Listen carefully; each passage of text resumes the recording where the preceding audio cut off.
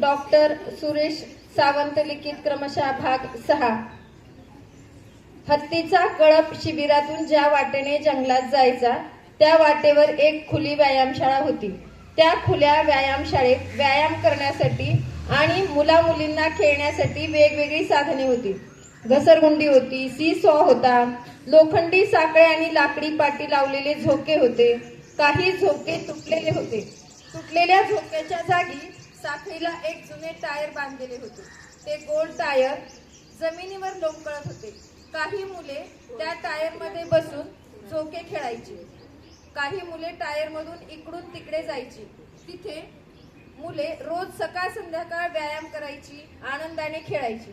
अप्पू रोज जाता येता ते पाहायचा। त्यालाही ते खेळ खेळावेत, व्यायाम करावा असे वाटायचे, पण जमतच नव्हते। एके दिवशी वाट वाकडी करून अप्पू खुल्या व्यायामशाळेत शिरला। तिथे मुले कोणीच नव्हती, सगळी खेळणी मोकळीच होती। अप्पू सुरुवातीला घसरगुंडी जवळ गेला, पण त्याला घसरगुंडीवर चढता येत नव्हते। सी सॉला सोंड लावली। सी सॉची एक बाजू खाली गेली आणि दुसरी बाजू वर झाली। दुसऱ्या बाजूला बसायला एखादा मित्र असता तर बरे झाले असते। एकट्याने सी सॉ कसा खेळणार? काही मज्जाच नाही। झोक्यावर बसलो तर झोका तुटायची भीती। त्यातल्या त्यात त्याला टायर जरा बरे वाटले। जमिनीवर लोंबकळत होते। मुले जशी एका बाजूने टायर मध्ये जातात आणि दुसऱ्या बाजूने बाहेर निघतात तसेच आपणही करूया। ठरलं तर मग अप्पूने आपला पुढचा उजवा पाय टायर मधून पलीकडे टाकला। जमलं की सहज। मग सोंड आणि मान खाली घालून डोके मध्ये घातले। आता उरला फक्त डावा पाय। तो पुढे घेतला की जिंकलोच। बघता बघता डावा पायही पुढे घेतला। आता अप्पूचे अर्धे शरीर टायरच्या आत होते आणि अर्धे शरीर टायरच्या मागे होते। टायर अप्पूच्या पोटावर बसले होते। अप्पूला बांधून टाकल्यासारखे होऊ लागले। त्याने मागचे 2 पाय टायर मधून पुढे घेण्याचा प्रयत्न केला, पण ते काही जमेना। मग अप्पूने पुढचे 2 पाय, डोके आणि सोंड टायर मधून मागे घेण्याचा प्रयत्न केला, पण तेही जमेना। टायर हलतय पण शरीर काही बाहेर निघेना। आता आली का पंचायत? अप्पू मनाशीच म्हणाला। असा कसा अडकलास रे टोळंफटा? आता अप्पूची अवस्था भांड्यात डोकं अडकलेल्या वाघासारखी झाली होती। मागेही सरकता येईना आणि पुढेही निघता येईना। आपल्या हाताने आपली फजिती। अप्पू सुटकेसाठी तळमळ करू लागला, धडपड करू लागला, पण बाहेर पडता येईना। आई, वडील आणि हत्तीचा संपूर्ण कळप जवळच झाडांची कोवळी पाने खाण्यात रमला होता। इतका वेळ अप्पू कुठे रमला म्हणून आई शोध घेऊ लागली। शोधत शोधत ती अप्पूच्या जवळ आली। अप्पू आता रडकुंडीला आला होता। किती वेंधळा रे तू, असे म्हणत आईने अप्पूच्या पाठीत सोंडेचा प्रेमळ झपाटा मारला। सोंडेने जोर लावून टायर अप्पूच्या मागच्या पायातून बाहेर काढले।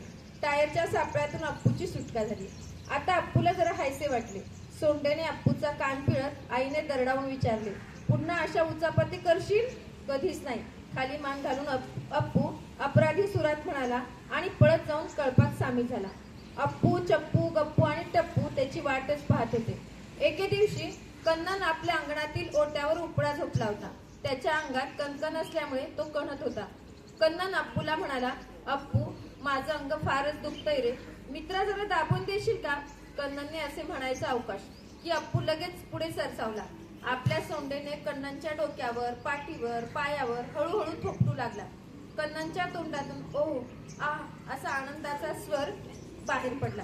अप्पूला वाटले आपल्या सोंडेचा फारसा उपयोग होत नाही, पुरेसे वजन पडत नाही, म्हणून तो आपला उजवा पाय उचलून कन्ननच्या पाठीवर हळुवारपणे दाब देऊ लागला।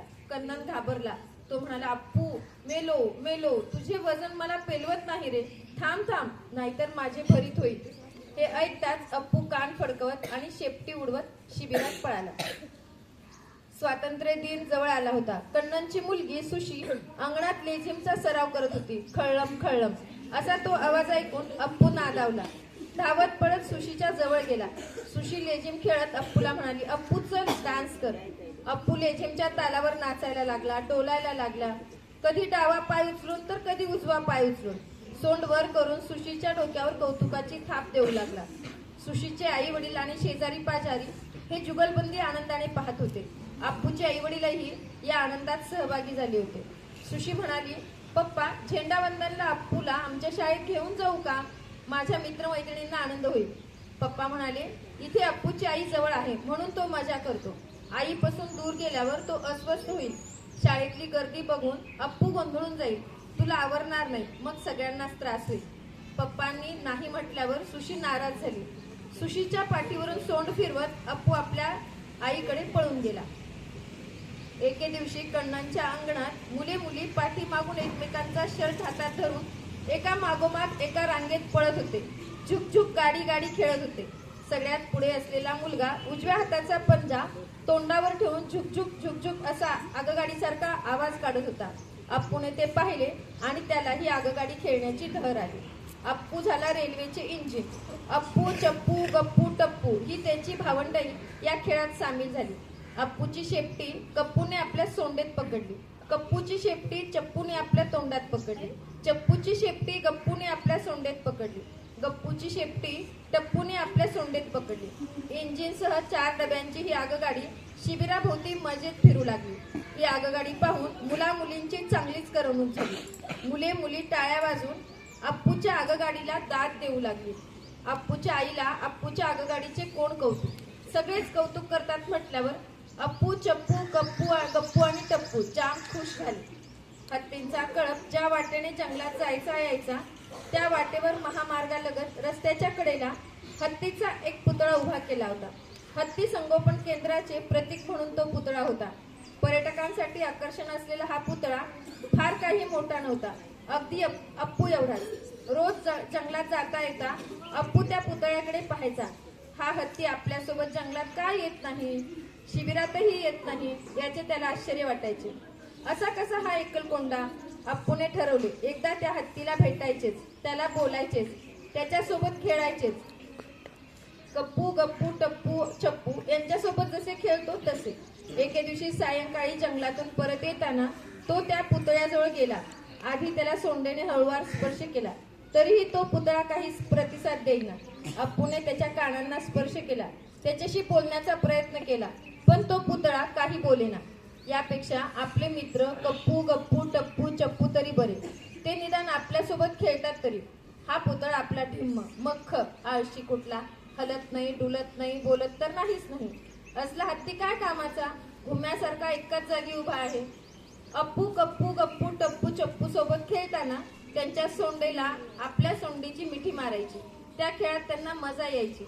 अप्पूने ठरवले या पुतळ्याच्या सोंडेलाही तशीच मिठी मारायची. जमली दोस्ती तर जमली, नाहीतर राहिलं.